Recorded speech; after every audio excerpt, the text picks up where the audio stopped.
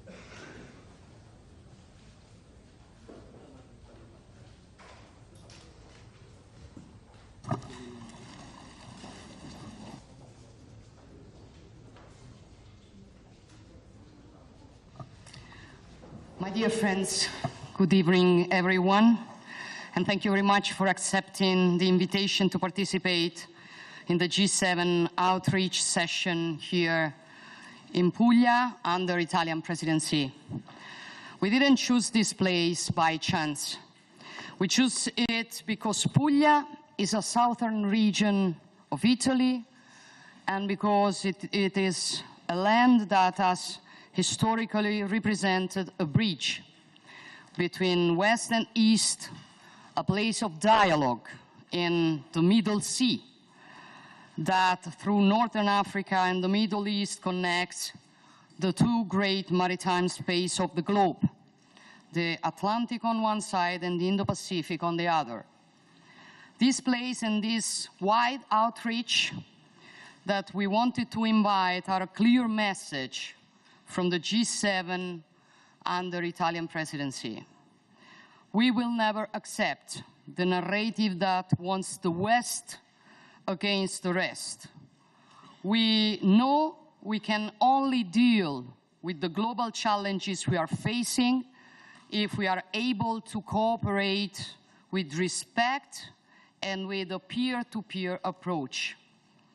Among the many global challenges that we are called out to face, in this period we decided to dedicate the outreach session to those that we consider very pressing. Artificial intelligence, first of all, with the opportunities it opens up and the risks it hides. The Mediterranean, an area of crisis and a place of dialogue. The African continent, with which we work to build a completely new cooperation as equals, and obviously the need to deal without ideological approaches with climate change, which impact, above all, on the nations of the global south. We will have two keynote speakers to start our work. His Holiness Pope Francis, who gave us the great honor to participate in our working session and will share with us his point of view on artificial intelligence. It is the first time that a pontiff participates in a meeting of the Group of Seven, and this inevitably makes today's appointment a historic moment. So I will never thank you enough for being here, Your Holiness. And then we will have His Excellency Mohamed Ould Ghazouani, President of Mauritania and rotating chair of the African Union, who will bring the point of view of African nations on the expectations of the continent. I stop here. Thank you again, Your Holiness. The floor is yours.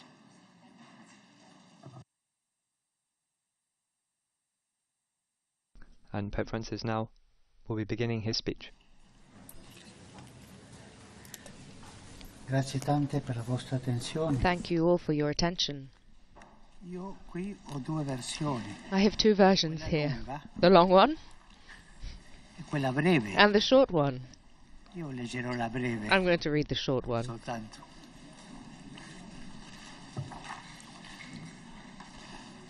L'intelligenza artificiale Artificial è intelligence uno strumento affascinante is a e tremendo. fascinating and fearsome tool. Saluto tutti voi, leader del forum intergovernativo. Hello del to all of you, leaders of the Intergovernmental Forum of the G7. Saluto l'onorevole Giorgia Meloni. Hello to the Honorable Giorgia Meloni. Saluto la segretaria dell'Unione Europea. Hello to the Secretary Saluto of the European Union. presidenti, re, tutti quelli che stanno Hello to the presenti. President, to the King, and to all of those who are present. La riflessione è gli effetti dell'intelligenza artificiale The sul futuro reflection dell'umanità. is the effects of artificial La Sacra intelligence on the Scrittura future attesta of che Dio ha humanity. donato agli uomini il suo spirito Sacred Scripture attests affinché that God abbiano bestowed His saggezza, Spirit upon human beings intelligenza so that e they might have scienza skill and understanding in ogni genere di and lavoro. knowledge in every craft. La scienza e la tecnologia sono dunque prodotti Science and technology straordinari are therefore del brilliant potenziale products of the creative creativo potential dei noi of human esseri beings. umani. Ebbene, è proprio dall'utilizzo di questo potenziale creativo Indeed, che artificial viene intelligence affermato arises che precisely viene alla from the luce use of this God-given l'intelligenza creative artificiale. potential. Quest'ultima, come è noto, è uno strumento estremamente potente, impiegato in As tantissimi we know, ambiti artificial della vita umana, intelligence is an extremely dalla powerful medicina tool al mondo employed del in lavoro, many kinds of dalla human cultura activity, all'ambito from della medicine to the world of work, comunicazione, from culture alla to the field of politica. communications, Ed and è from ora education lecito to politics. ipotizzare It is now safe to assume that its use will increasingly influence the way we live, our social relationships, and even the way we conceive of our identity as human beings. The question of artificial intelligence, however, is often perceived as ambiguous. On the one hand, it generates excitement for the possibilities it offers, while on the other it gives rise to fear for the consequences it foreshadows. In this regard, we could say that all of us, albeit to varying degrees, experience two emotions. We are enthusiastic when we imagine the advances that can result from artificial intelligence, but at the same time, we are fearful when we acknowledge the dangers inherent in its use. After all, we cannot doubt that the advent of artificial intelligence represents a true cognitive industrial revolution, which will contribute to the creation of a new social system characterized by complex, epochal transformations. For example, artificial intelligence could enable a democratization of access to knowledge, the exponential advancement of scientific research, and the possibility of giving demanding and arduous work to machines. Yet at the same time, it could bring with it a greater injustice between advanced and developing nations, or between dominant and oppressed social classes, raising the dangerous possibility that a throwaway culture be preferred to a culture of encounter. The significance of these complex transformations is clearly linked to the rapid technological development of artificial intelligence itself. It is precisely this powerful technological progress that makes artificial intelligence at the same time an exciting and fearsome tool, and demands a reflection that is up to the challenge it presents. In this regard, perhaps we could start from the observation that artificial intelligence is, above all else, a tool. And it goes without saying that the benefits or harm it will bring will depend on its use. This is surely the case, for it has been this way with every tool fashioned by human beings since the dawn of time. Our capacity to fashion tools in a quantity and a complexity that is unparalleled among living beings speaks of a techno-human condition. Human beings have always maintained a relationship with the environment that is mediated by the tools they gradually produced. It is not possible to separate the history of men and women and of civilization from the history of these tools. Some have wanted to read into this a kind of shortcoming, a deficit with human beings, as if, because of this deficiency, they were forced to create technology.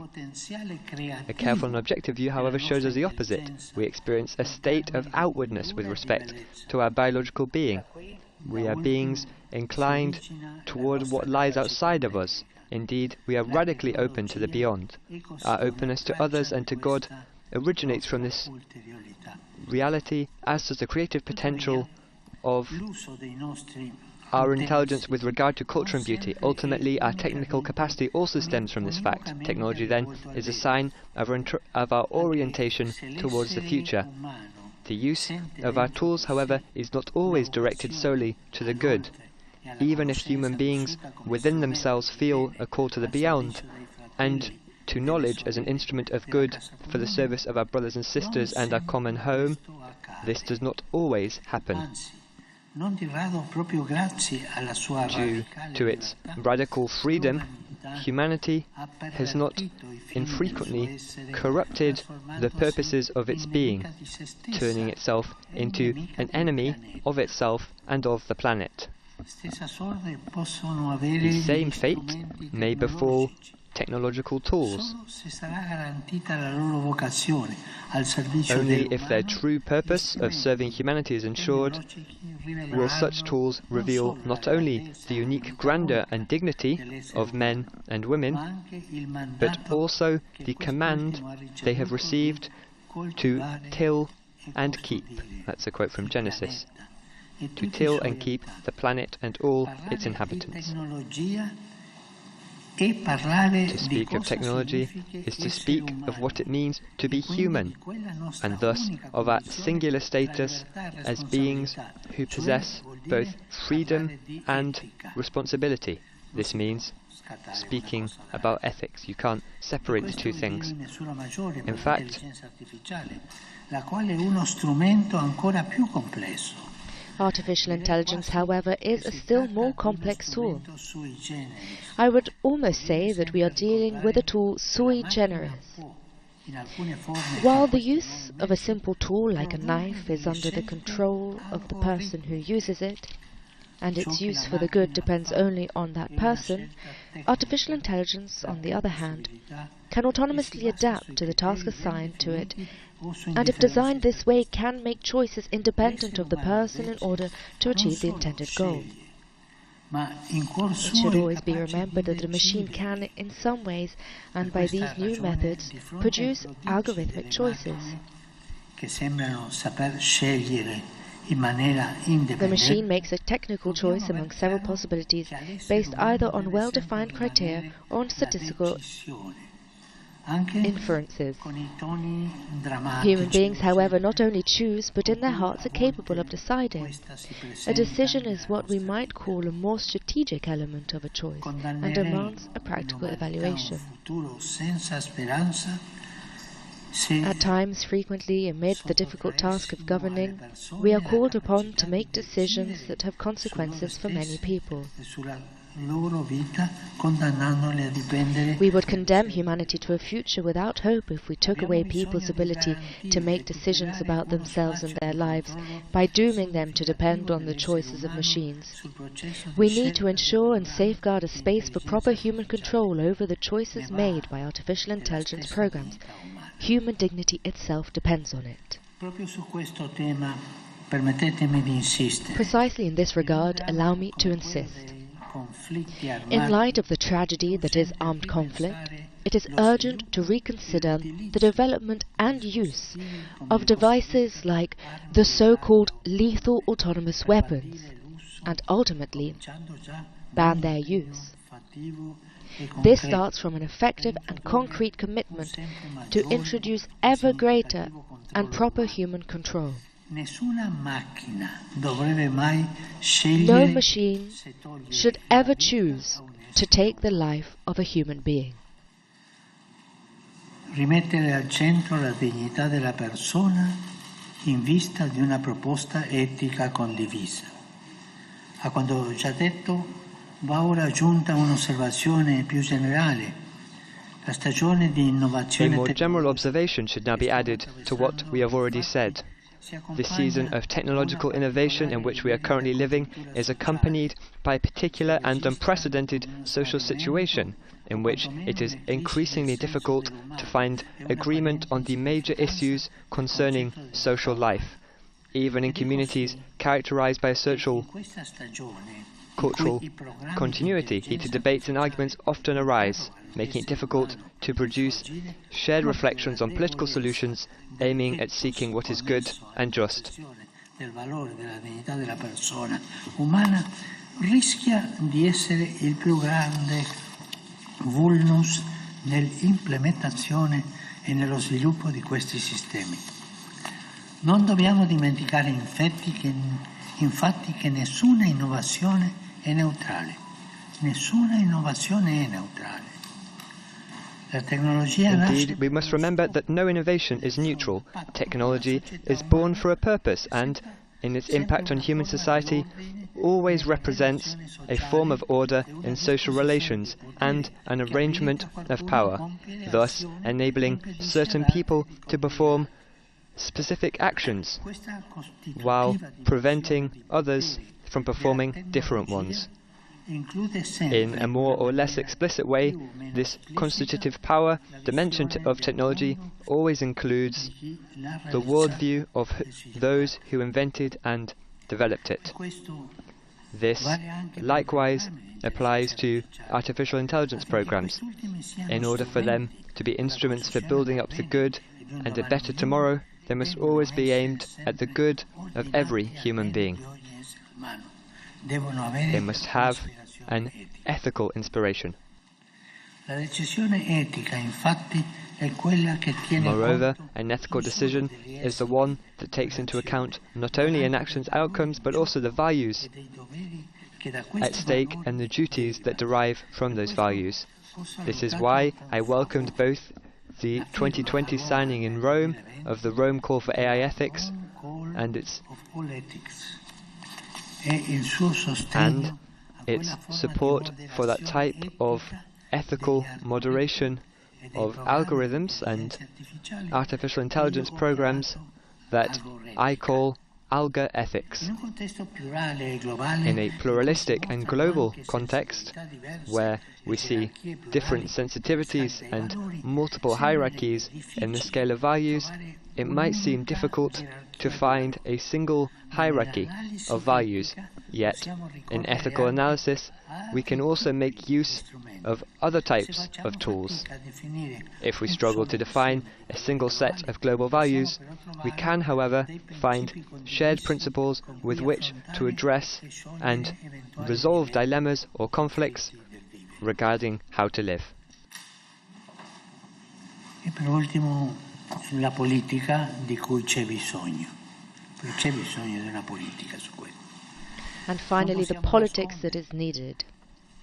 We cannot conceal the concrete risk inherent in its fundamental design that artificial intelligence might limit our worldview to realities expressible in numbers and enclosed in predetermined categories, thereby excluding the contribution of other forms of truth and imposing uniform anthropological, socio-economic and cultural models. The technological paradigm embodied in artificial intelligence runs the risk then of becoming a far more dangerous paradigm, which I have already identified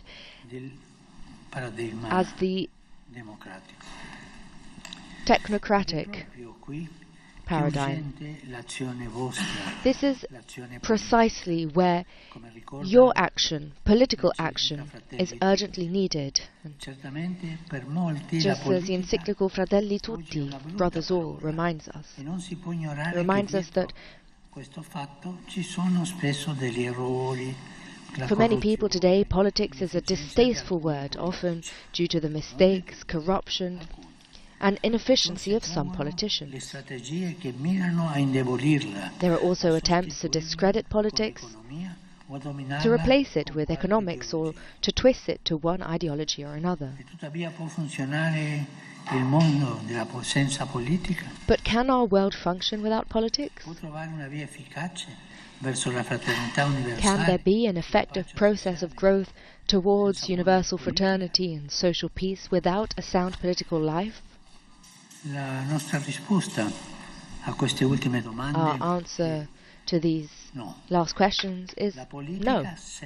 Politics is necessary. Mi viene in mente quello che un papa ha detto sulla politica. I think about what a pope once said about politics. It is the highest form of charity. It is the highest form of love. Politics is necessary.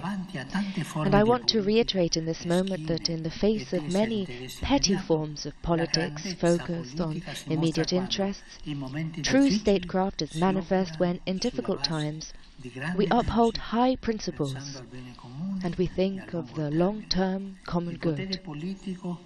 Political powers do not find it easy to assume this duty in the work of nation building, and much less so in forging a common project for the human family.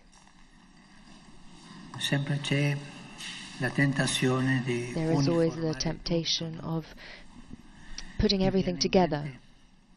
And what comes to mind is a famous novel from the start of the 1900s, an English book, futuristic novel that shows the future, a future without politics, a very uniform future. It's an interesting book. You should read it. Esteemed ladies and gentlemen, my reflection on the effects of artificial intelligence on humanity leads us to consider the importance of healthy politics, so that we can look to our future with hope and confidence. I have said previously that global society is suffering from grave structural deficiencies that cannot be resolved by piecemeal solutions or quick fixes. We've got to go to the roots. Much needs to change through fundamental reform and major renewal. Only a healthy politics, involving the most diverse sectors and skills, is capable of overseeing this process. An economy that is an integral part of a political, social, cultural and popular program directed to the common good could pave the way for different possibilities which do not involve stifling human creativity and its ideals of progress, but rather directing that energy along new channels. This is precisely the situation with artificial intelligence. It is up to everyone to make good use of it, but the onus is on politics to create the conditions for such good use to be possible and fruitful. Thank you. And with that, the Holy Father's discourse at the G7 summit has finished. Holiness, thank you very much for accepting our invitation, says Giorgio Meloni. Thank you. This is the first time that a pontiff has been to the G7, and your words are really an inspiration for all of us. Thank you. And also thank you for saying that you would stay now afterwards to listen to the other leaders' speeches, because we know that you have lots of things to do, so thank you for that. And so thank you. And now we ask the press to go out. Meloni switches to English. The session. And so that was the end of the Holy Father's address there to the G7. Again, the images have disappeared, but you heard there the Pope's speech, his address to the G7. It was, as Mrs. Meloni said there, the first time that the Pope has addressed the G7 summit, and he spoke about artificial intelligence. He said lots of interesting things. If you want to listen back to this event at any time, you can find it on our Vatican News YouTube channel and on our Vatican News website, where you can also find summaries of everything the Pope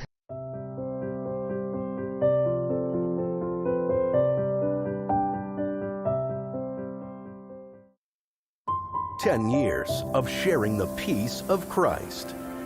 Shalom World, God's own channel. When it was smaller, there was less love. As it's gotten bigger, there's been more love. It's been wonderful. With each step forward, a new chapter unfolded. They chose to embrace a newfound path together. I do have to rely a lot on God. I certainly cannot do it on my own strength. Joyfully Big with the Benovich family.